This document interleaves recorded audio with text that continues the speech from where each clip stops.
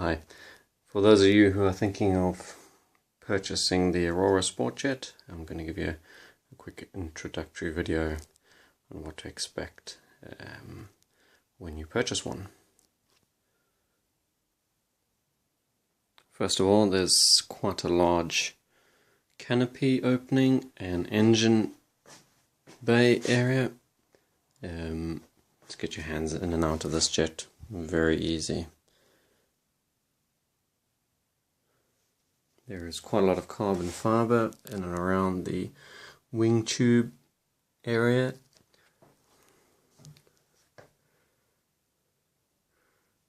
The canopy and engine hatch are attached using one of these canopy latches to the rear of the canopy and engine latch.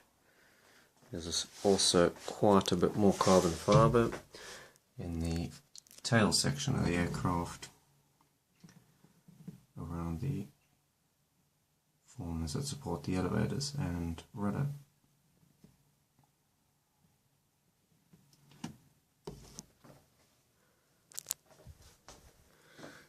The wing tube is supported with one bolt which comes through the wheel well opening from the wing straight through the root of the wing and through to that wing bolt that is in between those two ply formers.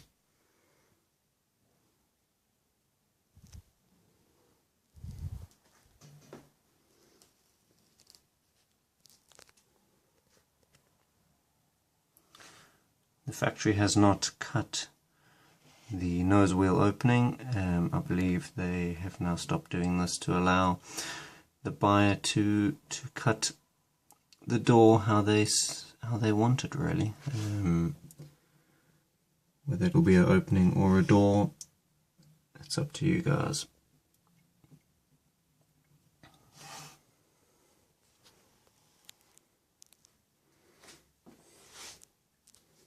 The aircraft comes with three formers to be installed to house the electronics, and the fuel tank. There's one that goes across here, I'll show you in a minute, and two that go above and below each other over here, supported by these two formers. Going now towards the rear of the jet, the rudder is bolted on by a single bolt, just like the composite air of Eurosport. Carbon fibre formers, wing tubes to support the rudder and elevators.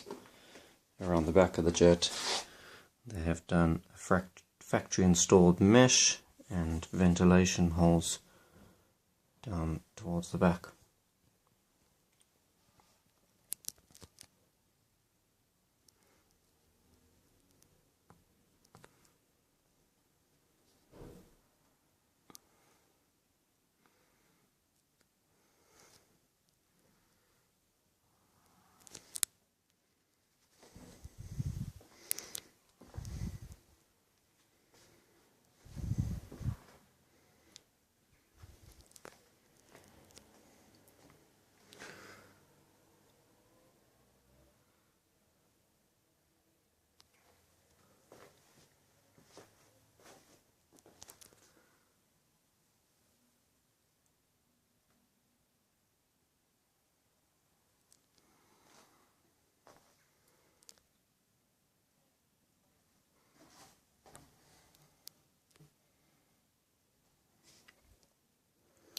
This is the main engine hatch. It is supported by a large room which runs right the way around the hatch to help support and strengthen it when placed in position.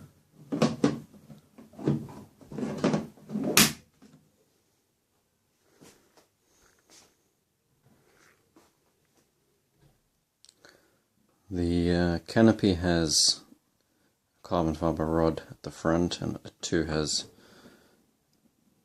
a frame recess which runs right the way around the frame to help support it when in position.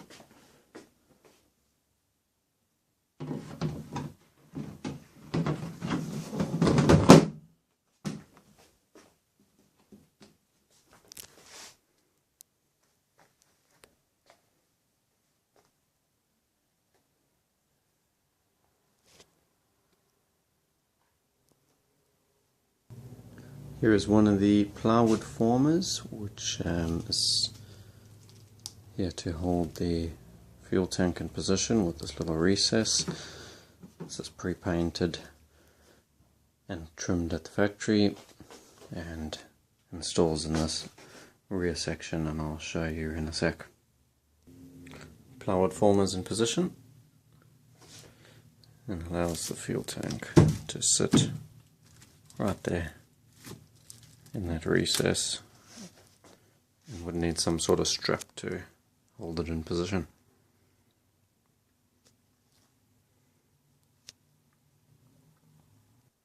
The nose section of the plane has this little opening, which is this little latch which is hinged and gives you access into the nose area of the plane to fit batteries or any electronics and support equipment.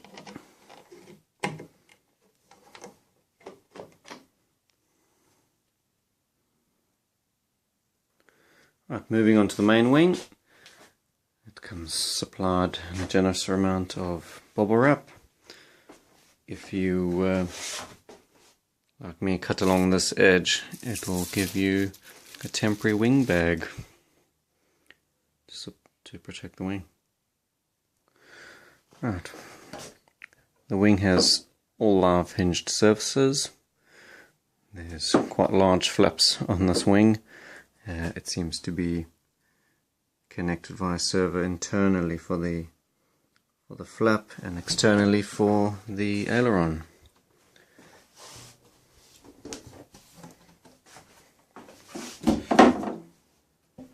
Moving over to the bottom side,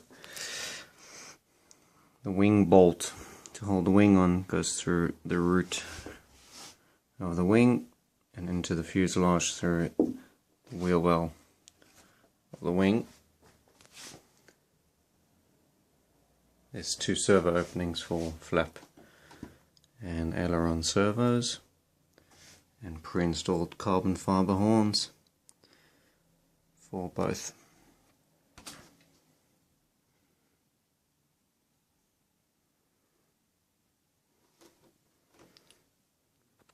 The little latch covers are supplied in the kit, as well as 3 separate doors to cover this up if you so wish to do a full gear door system.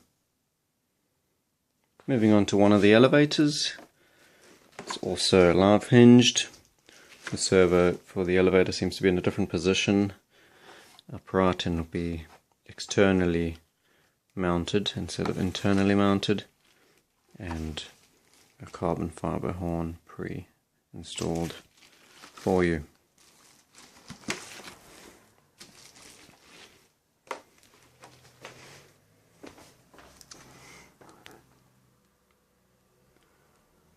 There is no retaining bolt to keep the elevator on. It seems as if the factory have installed some sort of hole here to put in a bolt, I would imagine, straight into the tube. I'll have to confirm this at a later stage. Moving on now to the rudder. The servo for the rudder seems to be mounted right deep inside through the root of the rudder. This is not live hinged like the other surfaces, but it does have robot style hinges which need to be glued in position. There's a little slit for the horn to come through, done quite neatly. I would imagine it's in the correct location as well. And the retaining bolt for the rudder goes right through the front of the rudder.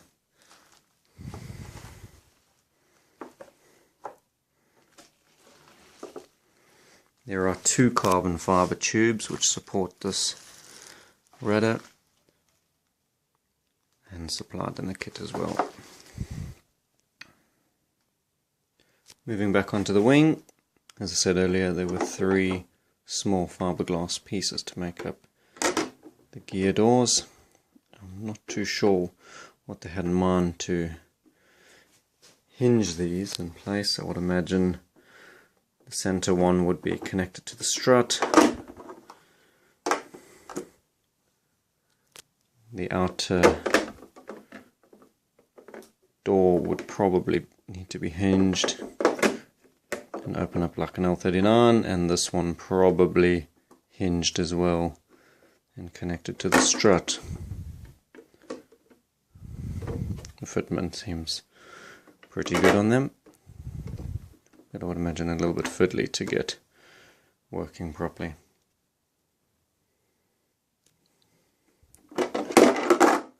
The wheel well supports, sure, you can get almost a 5-inch wheel inside there, or I would imagine practically a 4.5-inch wheel would be the largest diameter wheel the wing would house for you.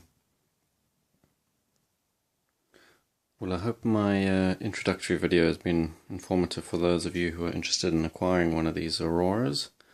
I'm quite happy with the fit and finish of the model, and look forward to starting my build, which will be as soon as I acquire all the parts required to finish it off. Thank you very much.